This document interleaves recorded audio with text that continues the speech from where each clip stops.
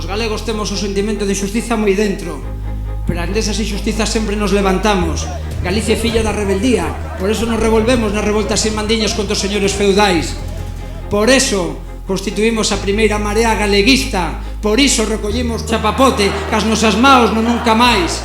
Por iso recuperamos as rúas e as prazas para o común, por iso levamos a dignidade aos concellos o 15M.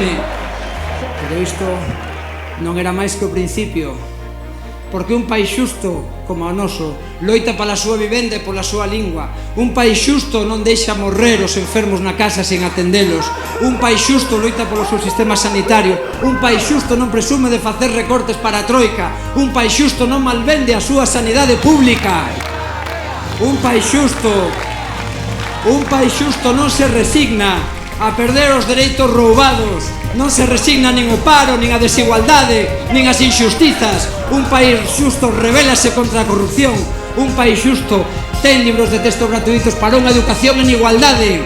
Un país xusto crea políticas de innovación para non botar a emigración á súa mocidade. Un país xusto loita pola súa cultura, pola súa industria. Un país xusto loita pola súa terra, polo seu mar, pola súa xente.